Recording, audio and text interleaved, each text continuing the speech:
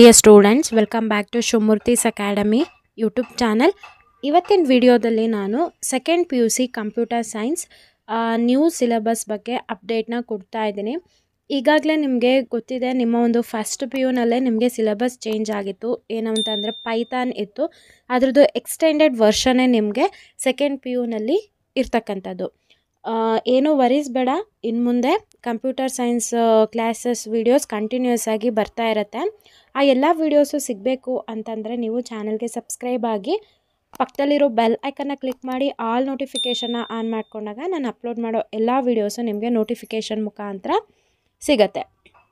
ಇವತ್ತಿನ ವಿಡಿಯೋದಲ್ಲಿ ನಾವು ಎಷ್ಟು ಚಾಪ್ಟರ್ಸ್ ಇದೆ, ಯಾವ್ಯಾವ ಚಾಪ್ಟರ್ಸಲ್ಲಿ ಏನೇನು ಟಾಪಿಕ್ಸ್ನ ನಾವು ಕಲಿತೀವಿ, ಪ್ಲಸ್ ನಿಮ್ಮ ಒಂದು ಪ್ರಾಕ್ಟಿಕಲ್ನಲ್ಲಿ ಯಾವುದೆಲ್ಲ ಪ್ರೋಗ್ರಾಮ್ಸ್ ಇದೆ, ಯಾವ ರೀತಿಯಾಗಿ ಪ್ರಾಕ್ಟಿಕಲ್ನ ಕಂಡಕ್ಟ್ ಮಾಡ್ತಾರೆ ಅದ್ರ ಬಗ್ಗೆ ಸ್ವಲ್ಪ ಇನ್ಫಾರ್ಮೇಷನ್ನ ಕೊಡ್ತೀನಿ.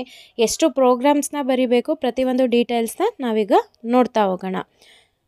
ಇದು ನಿಮಗೆ ಡಿಪಾರ್ಟ್ಮೆಂಟ್ ಕಡೆಯಿಂದ ಬಿಟ್ಟಿರುವಂತಹ ಏನು ಟೆಕ್ಸ್ಟ್ ಬುಕ್ ಆಗಿರುತ್ತೆ, ಸಾಫ್ಟ್ ಕಾಪಿ ಆಗಿರುತ್ತೆ.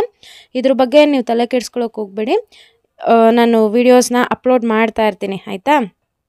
ಫಸ್ಟ್ ಚಾಪ್ಟರ್ ನಿಮಗೆ ಬಂದು ಇಲ್ಲಿ ಎಕ್ಸೆಪ್ಷನ್ ಹ್ಯಾಂಡ್ಲಿಂಗ್ ಇನ್ ಪೈಥಾನ್. ಈ ಒಂದು ಚಾಪ್ಟರಲ್ಲಿ ಏನೆಲ್ಲ ಟಾಪಿಕ್ಸ್ನ ನೀವು ಕಲಿತೀರಾ ಅಂದರೆ ಇಂಟ್ರಡಕ್ಷನ್ ಇರುತ್ತೆ, ಅದರಲ್ಲಿ ಸಿಂಟ್ಯಾಕ್ಸ್ ಎರರ್, ಎಕ್ಸೆಪ್ಷನ್ಸ್ ಅಂದರೆ ಏನು, ಅದರಲ್ಲಿ ಬಿಲ್ಟ್ ಇನ್ ಎಕ್ಸೆಪ್ಷನ್ಸ್ ಯಾವ್ದ್ಯಾವ್ದು ಬರುತ್ತೆ, raising, handling exception, final class ಯಾವುದಿರುತ್ತೆ, ಇಷ್ಟು ಕಾನ್ಸೆಪ್ಟನ್ನ ನಾವು ಈ ಒಂದು ಚಾಪ್ಟರಲ್ಲಿ ನಾವು ಓದ್ತೀವಿ.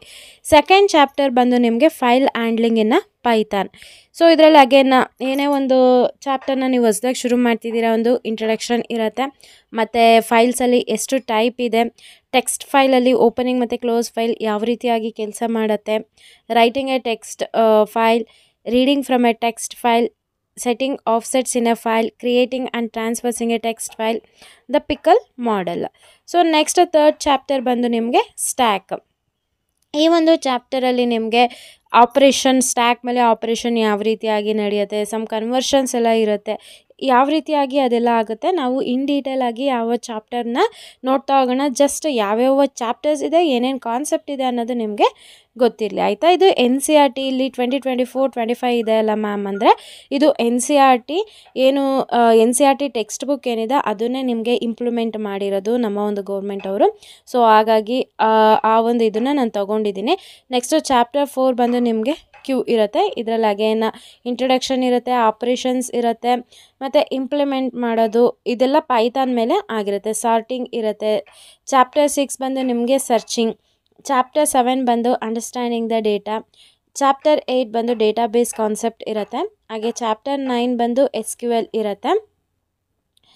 ನೆಕ್ಸ್ಟ್ ಚಾಪ್ಟರ್ 10 ಬಂದು ನಿಮಗೆ ಕಂಪ್ಯೂಟರ್ ನೆಟ್ವರ್ಕ್ಸ್ ಇರುತ್ತೆ, ಹಾಗೆ ಚಾಪ್ಟರ್ 11 ಬಂದು ಡೇಟಾ ಕಮ್ಯುನಿಕೇಷನ್ ಇರುತ್ತೆ, ಚಾಪ್ಟರ್ 12 ಬಂದು ಇಲ್ಲಿ ಸೆಕ್ಯೂರಿಟಿ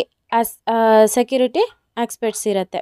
ಸೊ ಇಷ್ಟು ನಿಮ್ಮ ಒಂದು ಚಾಪ್ಟರ್ಸ್ ಆಗಿರುತ್ತೆ. ನೆಕ್ಸ್ಟ್ ವಿಡಿಯೋದಲ್ಲಿ ನಾವು ಕಂಪ್ಲೀಟ್ ಆದಂಥ ಚಾಪ್ಟರ್ ವೈಸ್ ನೋಡ್ತಾ ಹೋಗೋಣ. ಹಾಗೆ ಲ್ಯಾಬ್ ಬಗ್ಗೆ ಇನ್ಫಾರ್ಮೇಷನ್ ಕೊಡ್ತೀನಿ ಅಂತ ಹೇಳಿದ್ದೆ, ನೀವು ಇಲ್ಲಿ ಗಮನಿಸ್ಬೋದು. ಪೈಥಾನ್ ಪಾರ್ಟ್ ಎನಲ್ಲಿ ನಿಮಗೆ ಪೈಥಾನ್ ಬರುತ್ತೆ.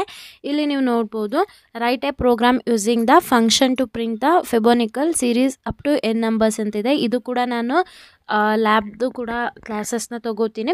ಜಸ್ಟ್ ಇವಾಗ ನೋಡ್ತಾ ಹೋಗಿ ಯಾವುದೆಲ್ಲ ನಿಮಗೆ ಇದು ಲ್ಯಾಬ್ದು ಇದೆ ಅಂತ ಹೇಳ್ಬಿಟ್ಟು.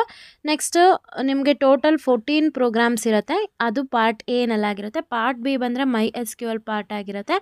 ಇಲ್ಲಿ ಅಗೇನ್ ನೀವು ಟೇಬಲ್ ಕ್ರಿಯೇಟ್ ಮಾಡೋದು ಅದು ಕೂಡ ನಾನು ಹೇಳ್ಕೊಡ್ತೀನಿ, ಜಸ್ಟ್ ನೀವು ನೋಡ್ತಾ ಹೋಗಿ ಅಷ್ಟೇ. ನೆಕ್ಸ್ಟ್ ಇಲ್ಲಿ ಮಾರ್ಕಿಂಗ್ ಸ್ಕೀಮ್ ಯಾವ ರೀತಿ ಆಗಿರುತ್ತೆ ಅಂದರೆ, ಟೋಟಲ್ ನಿಮ್ಮ ಒಂದು ರೆಕಾರ್ಡಿಗೆ 30 ಮಾರ್ಕ್ಸ್ ಇರುತ್ತಲ್ವ, 30 ಮಾರ್ಕ್ಸು ಯಾವ ರೀತಿಯಾಗಿ ಡಿವೈಡ್ ಮಾಡಿರ್ತಾರೆ ಅಂತಂದರೆ, ಅಂದರೆ ಫೈನಲ್ ಎಕ್ಸಾಮಲ್ಲಿ. ಸೊ ಒಂದು ಪೈಥಾನ್ ಪ್ರೋಗ್ರಾಮ್ನ ನೀವು ಬರೀಬೇಕಾಗುತ್ತೆ. ಪಾರ್ಟ್ ಎಯಿಂದ 14 ಪ್ರೋಗ್ರಾಮ್ ಏನಿತ್ತು ಅದರಲ್ಲಿ ಒಂದನ್ನು ಕಂಪಲ್ಸರಿ ಬರೀಬೇಕು, 6 ಮಾರ್ಕ್ಸ್ ಇರುತ್ತೆ. ಹಾಗೆ ಇನ್ನು ಪಾರ್ಟ್ ಬಿನಲ್ಲಿ SQL ಇಂದ 1 ಪ್ರೋಗ್ರಾಮ್ನ ಬರೀಬೇಕು, ಅದಕ್ಕೆ 6 ಮಾರ್ಕ್ಸ್ ಇರುತ್ತೆ. ಎಕ್ಸಿಕ್ಯೂಷನ್ ಇವೆರಡು ಬರೀಬೇಕು, ರಿಟರ್ನ್ ಇರುತ್ತೆ. Part A part B return ಇರುತ್ತೆ. ಮತ್ತು ಎಕ್ಸಾಮೈನರ್ ಹೇಳ್ತಾರೆ ನಿಮಗೆ ಯಾವ ಪ್ರೋಗ್ರಾಮ್ನ ಬರೆದು ಎಕ್ಸಿಕ್ಯೂಟ್ ಮಾಡಬೇಕು ಅಂತ, ಅದನ್ನು ಎಕ್ಸಿಕ್ಯೂಟ್ ಮಾಡೋದಕ್ಕೆ 8 ಮಾರ್ಕ್ಸ್ ಇರುತ್ತೆ. ಇನ್ನು ಪ್ರಾಕ್ಟಿಕಲ್ ರೆಕಾರ್ಡ್, ನೀವೇನು ರೆಕಾರ್ಡ್ನ ಬರೆದಿರ್ತೀರ ಅದಕ್ಕೆ 6 ಮಾರ್ಕ್ಸ್ ಇರುತ್ತೆ. ಇನ್ನು ವೈವಾಗೆ 4 ಮಾರ್ಕ್ಸ್ ಇರುತ್ತೆ, ಆಯಿತಾ. ನೀವು ನಿಮ್ಗೆ ಏನು ಪ್ರೋಗ್ರಾಮ್ ಬಂದಿರುತ್ತೆ, ನಿಮ್ಮ ಒಂದು ಆನ್ಸರ್ ಶೀಟಲ್ಲಿ ಏನು ಬರೆದಿರ್ತೀರ ಅದ್ರ ಮೇಲೆ ನಿಮಗೆ ಕ್ವಶನ್ನ ಕೇಳಿದ್ದಾರೆ. ಈ ರೀತಿಯಾಗಿ 30 ಮಾರ್ಕ್ಸ್ ನಿಮಗೆ ಡಿವೈಡ್ ಆಗಿರುತ್ತೆ. ಇನ್ನು ಪಾರ್ಟ್ ಎಗೆ ಬಂದರೆ ರೈಟಿಂಗ್ 1 ಪೈಥಾನ್ ಪ್ರೋಗ್ರಾಮ್ ಅಂತ ಇದೆ. ಇನ್ನು ಪಾರ್ಟ್ ಬಿಗೆ ಬಂದರೆ ರೈಟಿಂಗ್ 1 SQL ಪ್ರೋಗ್ರಾಮ್ ಕಮಾಂಡ್ ಅಂತ ಇರುತ್ತೆ. Execution of any one program examiner charge 8 marks. So ಇಲ್ಲಿ ವೈವಾಗೆ 4 ಮಾರ್ಕ್ಸ್ ಅಂತ ಹೇಳಿದ್ನಲ್ಲ, 2 ಇಂಟರ್ನಲ್ ಅವ್ರು ಕೇಳ್ತಾರೆ, 2 ಎಕ್ಸ್ಟರ್ನಲ್ ಅವರು ಕೇಳ್ತಾರೆ. 2 ಕ್ವಶನ್ ಅವರು, 2 ಕ್ವಶನ್ ಇವರು. ಮತ್ತು ನಿಮ್ಮ ಒಂದು ಕ್ವಶನ್ ಏನು ಬಂದಿರುತ್ತೆ ಅದ್ರ ಮೇಲೆ ಕೇಳ್ತಾರೆ. ಇನ್ನು ಪ್ರಾಕ್ಟಿಕಲ್ ರೆಕಾರ್ಡಿಗೆ 30 ಮಾರ್ಕ್ಸ್ ಈ ರೀತಿಯಾಗಿ ಡಿವೈಡ್ ಆಗುತ್ತೆ. ಇನ್ನು ಇದೆಲ್ಲ ನಿಮಗೆ ಪ್ರೋಗ್ರಾಮಿಂಗ್ ಆಗಿರುತ್ತೆ. ಐ ಹೋಪ್ ನಿಮಗೆ ಎಲ್ಲ ಇನ್ಫಾರ್ಮೇಷನ್ ಸಿಕ್ತು ಅಂದ್ಕೋತೀನಿ. ಇನ್ನೂ ಏನಾದರೂ ಡೌಟ್ ಇತ್ತು ಅಂತಂದರೆ ಕಮೆಂಟ್ ಸೆಕ್ಷನಲ್ಲಿ ತಿಳಿಸಿ. ಇನ್ನು ಮುಂದೆ ಸೆಕೆಂಡ್ PU ನ್ಯೂ ಸಿಲೆಬಸ್ ಆಗಿರೋದ್ರಿಂದ ಕಂಟಿನ್ಯೂಯಸ್ ಆಗಿ ಕಂಪ್ಯೂಟರ್ ಸೈನ್ಸ್ ರಿಲೇಟೆಡ್ ವೀಡಿಯೋಸ್ ಬರುತ್ತೆ. ಆ ಎಲ್ಲ ವೀಡಿಯೋಸ್ ಸಿಗಬೇಕು ಅಂತಂದರೆ ನೀವು ಚಾನಲ್ಗೆ ಸಬ್ಸ್ಕ್ರೈಬ್ ಆಗಿರಬೇಕು. ಹಾಗೆ ಈ ವಿಡಿಯೋನ ನಿಮ್ಮ ಫ್ರೆಂಡ್ಸಿಗೆ ಶೇರ್ ಮಾಡ್ಕೊಳ್ಳಿ ಮತ್ತು ಅವ್ರಿಗೂ ಕೂಡ ಇನ್ಫಾರ್ಮ್ ಮಾಡಿ ಚಾನಲ್ಗೆ ಸಬ್ಸ್ಕ್ರೈಬ್ ಆಗೋದಕ್ಕೆ. ಯಾರೆಲ್ಲ ಚಾನಲ್ಗೆ ಸಬ್ಸ್ಕ್ರೈಬ್ ಆಗಿದ್ದೀರಾ ಎಲ್ರಿಗೂ ಕೂಡ ನಾನು ಧನ್ಯವಾದ ಹೇಳೋದಕ್ಕೆ ಇಷ್ಟಪಡ್ತೀನಿ. Thank you.